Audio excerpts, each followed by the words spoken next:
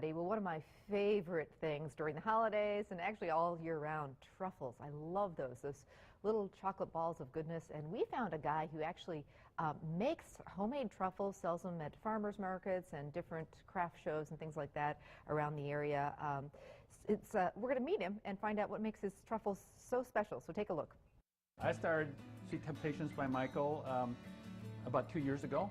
This has been a dream that I've had for probably about 5 years, and the kitchen I've had the kitchen for about 6 months, about 7 months. This started out as a hobby, and my job was downsized, and from hobby I went to a regular job. I went to my profession.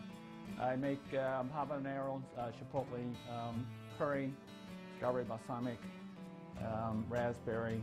I also make caramels, I make s'mores, I make homemade marshmallows. I make nuts, chocolate-covered nuts. My chocolates are as a chocolatier, we try to get a very, very clean mouthfeel to the chocolates. And that's what probably distinguishes our chocolates from one that you buy in a retail store.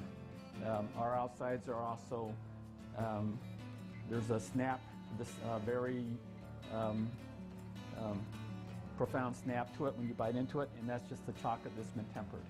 Usually, this is a double guitar because I only have one frame, but if I had another frame this size, I would put it over here, and then what you do is, oops, and you cut it, and then you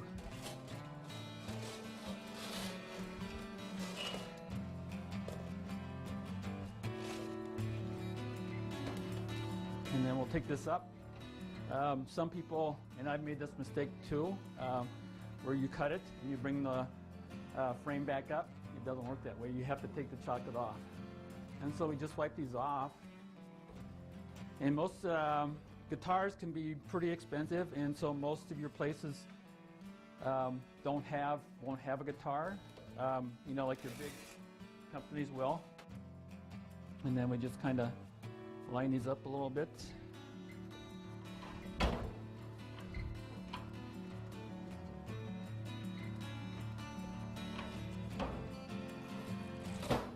And that's all there is to it.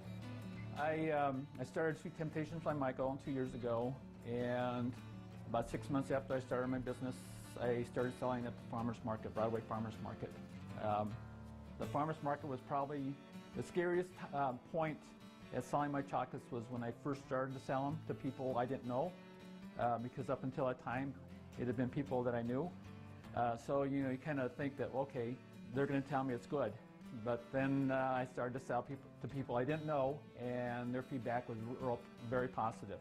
I get to make something that I really enjoy, and I get to, I actually get people that will buy it, and the people that I have such a very specific niche. They can't buy my chocolate anywhere else other than from me. And I think my chocolates have been compared to some of the best chocolates in the world, and I think my chocolate is the best.